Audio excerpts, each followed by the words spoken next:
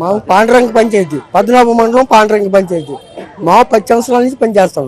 మాకు 6,000 రూపాయలు మాత్రమే ఇస్తున్నారు. పని మటుకు భారం ఎక్కువైపోయింది. కనీసం ఏం అడిగినా టిఫిన్లు అడిగినా టీకి ఏది లేదు. అంచేత మాకు శాలరీ పెంచాలని కలెక్టర్ గారి దగ్గరికి మేము వచ్చాం.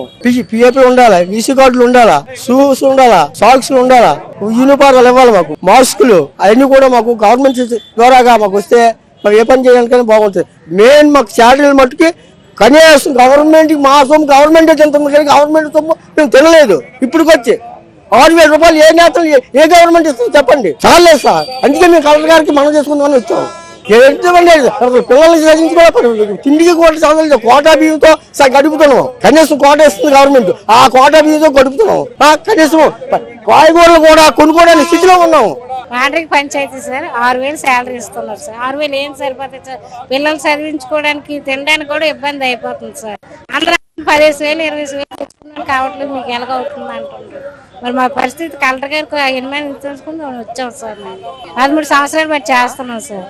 మరి 6,000కి ఏం వస్తుంది సార్? మా పిల్లలు చదివించుకోవడానికి మనం తినడానికని చాలా ఇబ్బంది పడిపోతున్నాం సార్. అది పిల్లలు ఫీజులు కట్టుకుంటే 60,000 అలా ఫీజులు అడుగుతున్నాం. అంతే 6,000 చేయడానికి ఏం చేస్తాం సార్? బట్ ఎవరు మమ్మల్ని పట్టించుకోవట్లేదు సార్. మీరు అదే కలెక్టర్ గారికి చెప్పుకుందామని మేము వచ్చాం సార్. పిఎఫ్లో ఏం కట్ అవ్వట్లేదు. చనిపోతాడు మట్టి ఖర్చు కూడా ఇవ్వట్లేదు సార్. మమ్మల్ని ఎవరు పట్టించుకోవట్లేదు. కానీ మనలో పనిచేసిన వాడు చనిపోతే మట్టి ఖర్చు కూడా ఎవరు మమ్మల్ని ఎవరు పట్టించుకోవట్లేదు. ఎవరు గుర్తింపు అవ్వట్లేదు. మాకు ఐడెంటిటీ కార్డులు ఏమి లేవు, ఏమి పిఎఫ్లు అవి కట్ అవ్వట్లేదు సార్. అందువల్ల వచ్చాం సార్. మేము 13 సంవత్సరాలు బట్టి చేస్తున్నాం. జీతాలు సరిపోలేదు, పెంచాలి సార్. మరి అందువల్ల వచ్చాం సార్ మేము.